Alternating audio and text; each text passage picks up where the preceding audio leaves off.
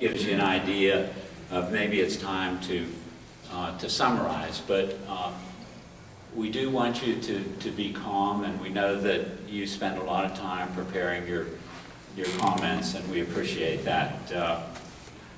Fortunately, there's other ways to amplify on your comments. One of which is obviously the written comments that are due on December 20th of this year. There are also sheets, and let me borrow this one from you. Sure.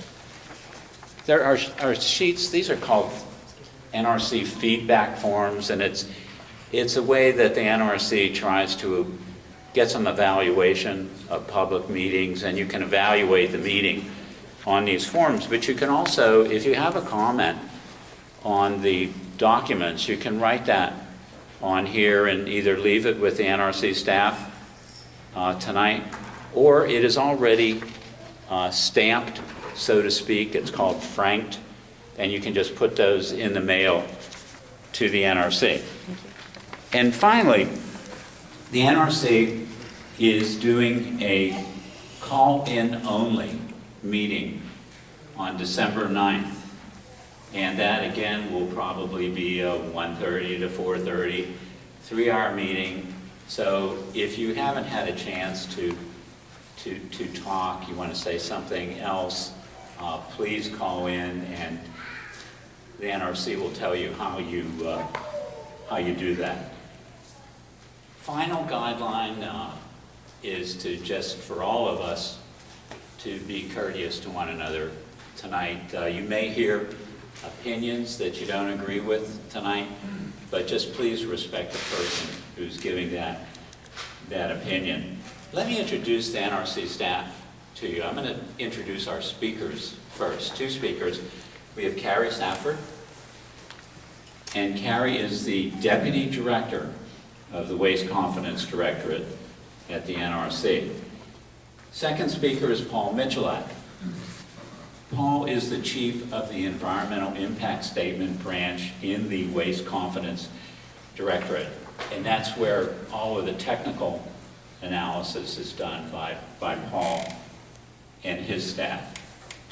We also have the Director of the Waste Confidence Directorate with us tonight, Keith McConnell. And we have a representative of our Office of General Counsel, David Silkowski, here.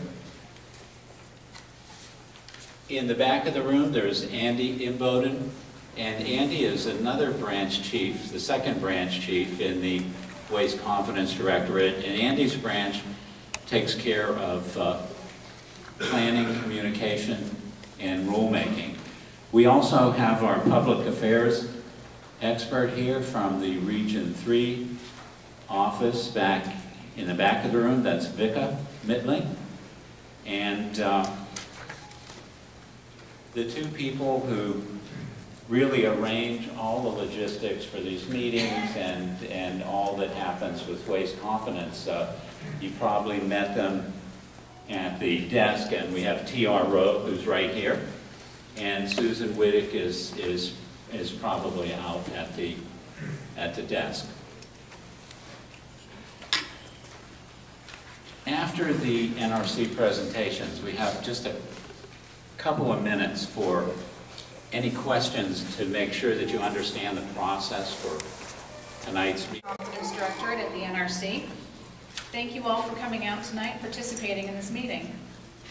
The purpose of tonight's meeting is to obtain public comment on the draft generic environmental impact statement and proposed rule. Both those documents were published on September 13th. As Chip mentioned, we're going to start off with a brief presentation by Paul Michalak, and that will be on the proposed rule and generic environmental impact statement. And that's going to maximize the amount of time that we have tonight to hear from you all. If you've got specific questions on our draft documents, we will have staff out in the open house area, and they'll be available all throughout this meeting if you need to get up and go out and ask some specific questions to them and come back in. I just want to start off tonight with a few general comments on our rulemaking process at the NRC. Writing regulations is one of the most important things that we do here.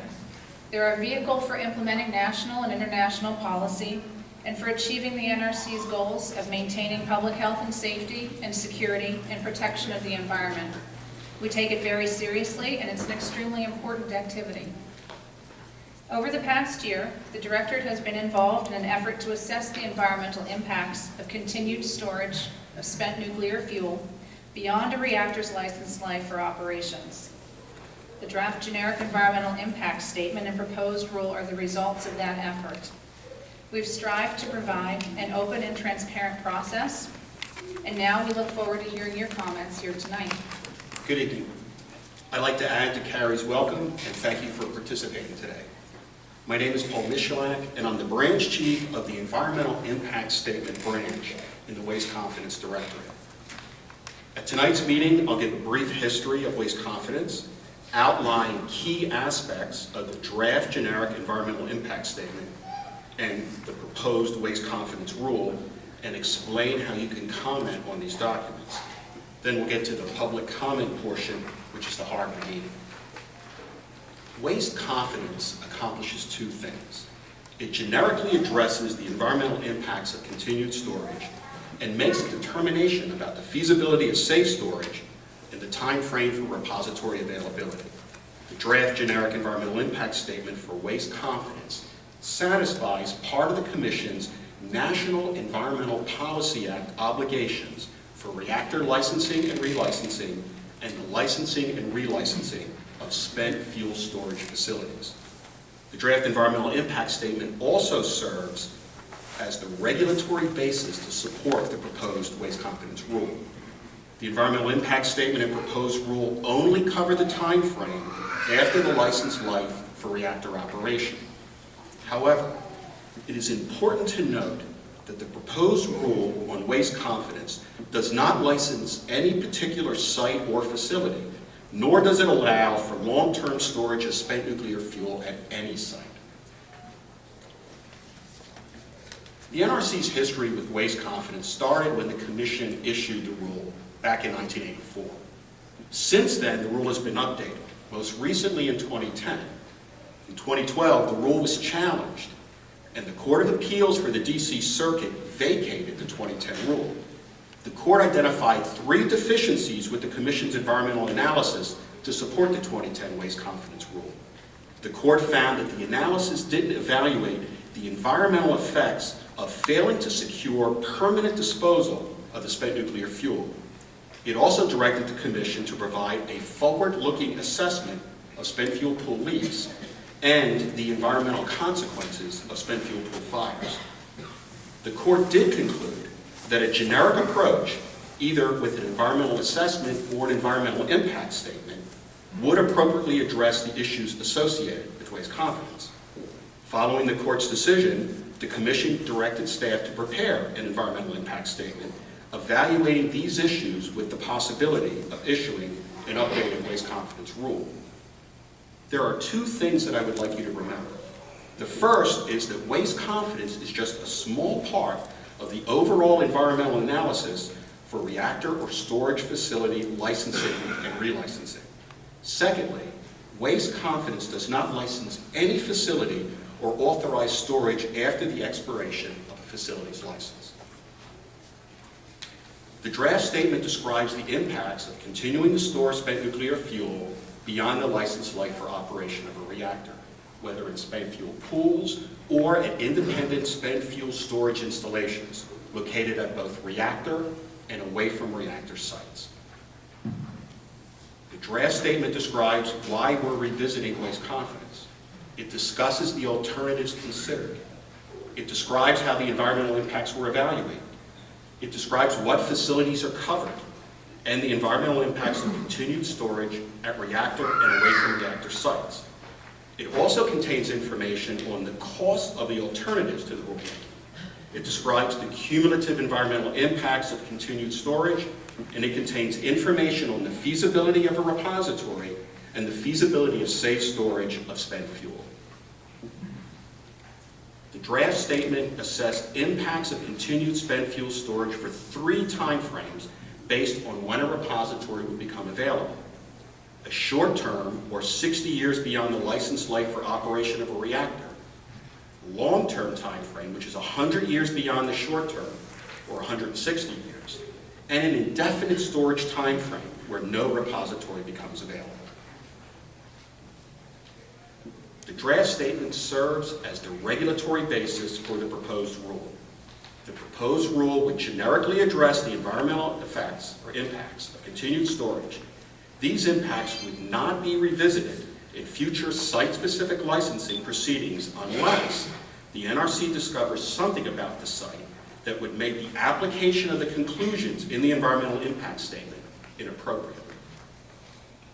The proposed rule would revise the Nuclear Regulatory Commission's regulations. Specifically, the citation is Title 10 of the Code of Federal Regulations, Section 51.23. The proposed rule also states that the analysis supports the Commission's determination that it is feasible to safely store nuclear fuel following license life for operation of a reactor. It also states that it is feasible to have a mine geologic repository within 60 years following license life for operation of a reactor. We are specifically seeking comment on whether the final rule should contain these last two statements. To ensure that your comments are considered, they must be received by December 20, 2013. Mailed comments must be postmarked by December 20th.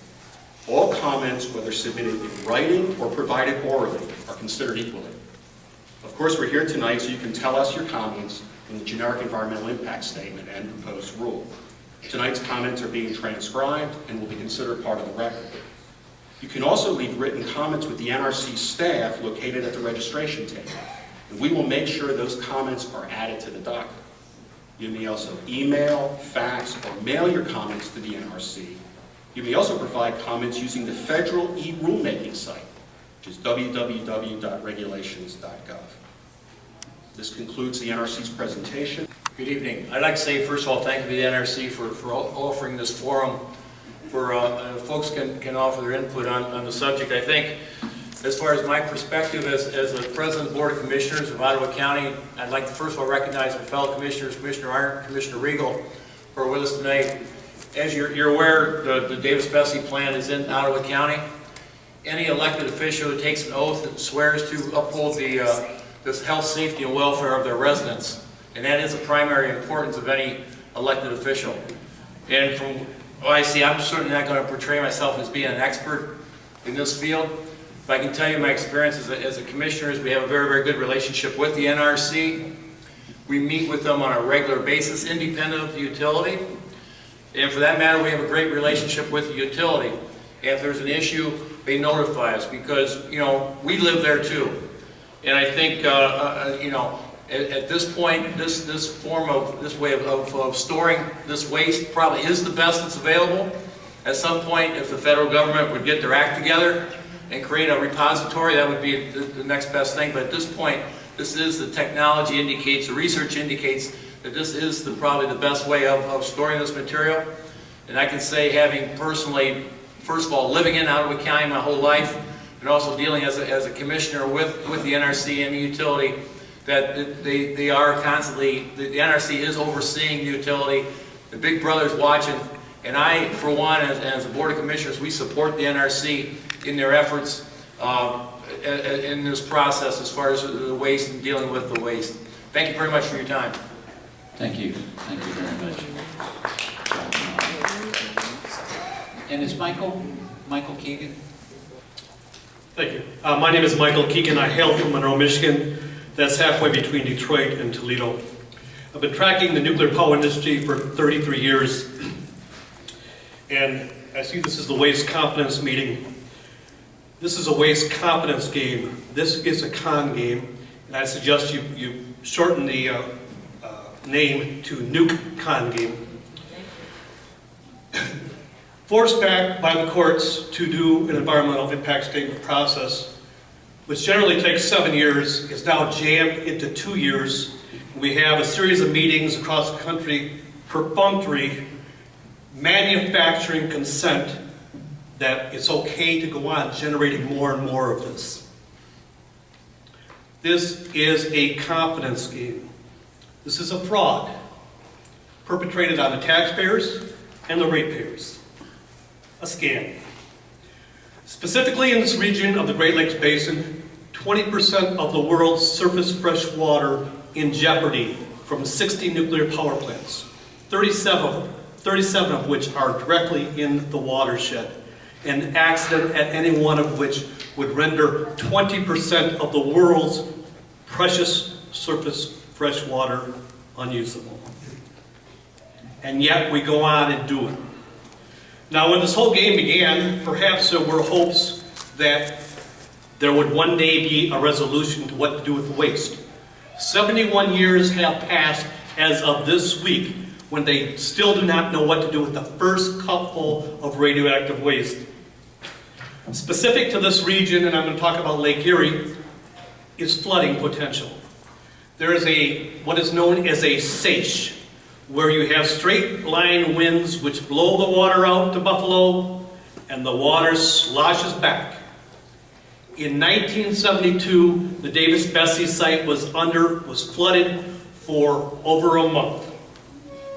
If the plant had been operating at that time, it would have been a disaster. This is not just a matter of trust, lack of public trust, lack of confidence. This is a criminal enterprise being perpetrated on the public by the nuclear power industry and the taxpayers and regulators. This meeting is a fraud. I believe this to be criminality. There are 5 Nuremberg principles. I don't have them with me today, but I will be submitting them in writing because it does not get one off the hook just because they're following directions of the government, following orders. I was just following orders. Everyone in this room has been pleasant on the phone, setting up the meeting, so on and so forth. I thank you for that.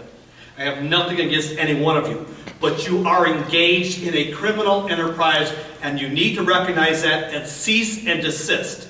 Stop making them. Period. Do not license new ones. You don't know what to do with what you get. Thank you, Michael. Thank you. Very much.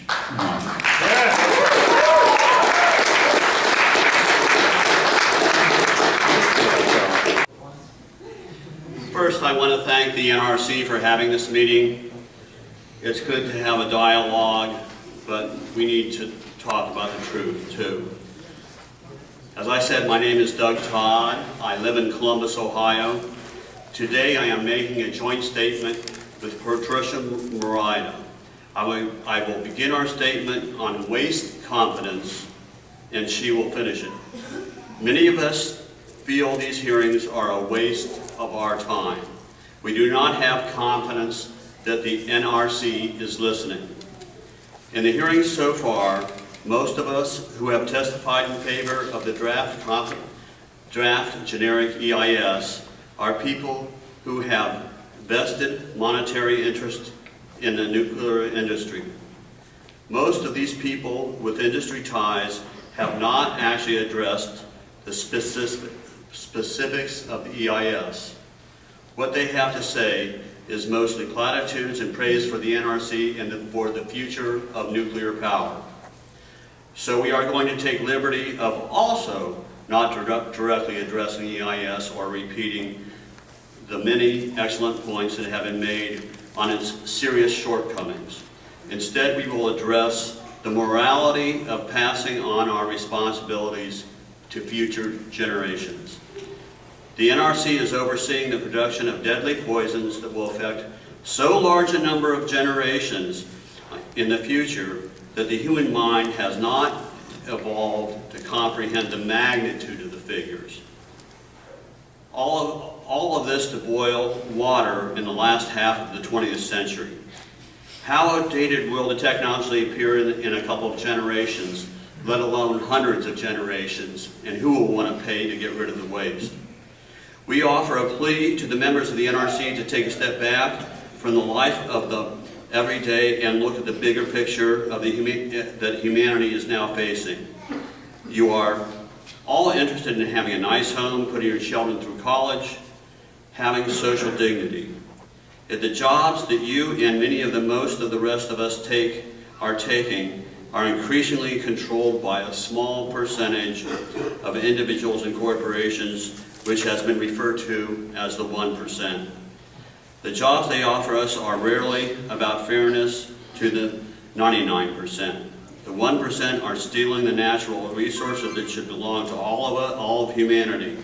They are selling our own resources back to us, exploiting them, and depleting them for short-lived personal gain.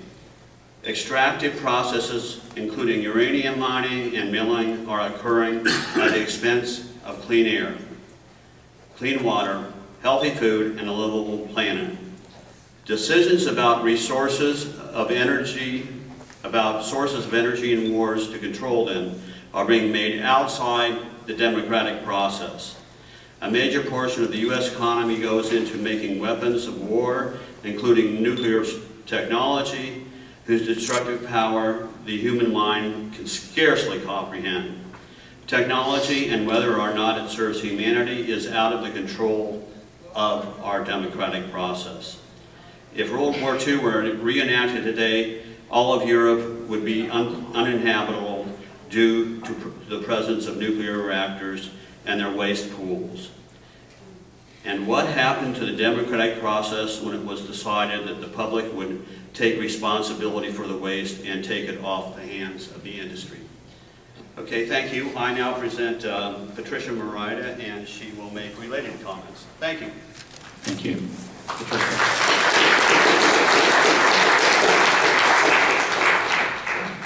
Yeah, I'm Patricia Morita. I too live in Columbus. And Doug Todd and I are making the joint personal statement. We are making a plea to the NRC to step back from their political positions today and look to the future. We are in the midst of a major geological extinction. The world's major fisheries have collapsed. Honeybees that pollinate 1/3 of the world's food crops are declining even more rapidly this year. Rising sea levels are killing the world's corals and threatening low-lying coasts. The intensity of storms and floods, droughts and fires is increasing. Ash trees are gone, and oak and pine are succumbing to imported diseases. The very fabric of our society is threatened, from communities to government to banking systems to civilization itself. How long has the longest civilization in history lasted? The Roman Empire lasted around 2,000 years. How will nuclear waste be guarded when civilizations collapse? Now is not the time for business as usual. We are all in this together. Whether or not we realize it, we are all on the same side here. There is no such thing as something that is bad for one person and good for another. If something is harmful for even one person, we are all connected, and ultimately it harms humanity. So I make a plea that the NRC stop for a minute and take responsibility along with the rest of us for standing up to the 1% that controls our paychecks. We have a responsibility to protect, not endanger, future generations. We have confidence that the first solution to nuclear waste is to stop generating it.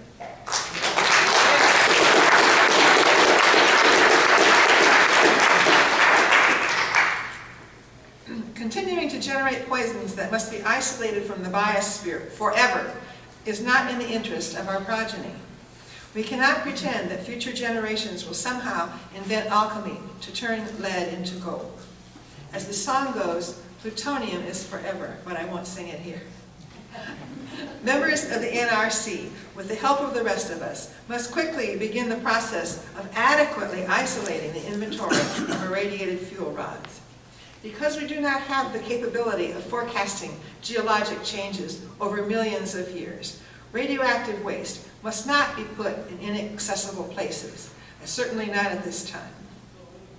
A decision to do nothing now is not a solution. So I'll say that again. A decision to do nothing now is not a solution. What we actually have is the capability of doing now is the best technology we have to put sufficiently cooled fuel rods into state-of-the-art hardened canisters. How can moving this most deadly of all materials around the country with no solution be a solution? Canisters must be stored as close as safely possible to the sites of generation. Moving it for no purpose is not a solution.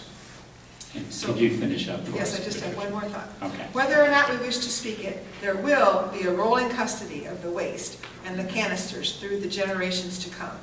They will have to deal with it in the manner of their best technology. As radioactivity and time weaken the canisters, and the rods must be placed in new isolation.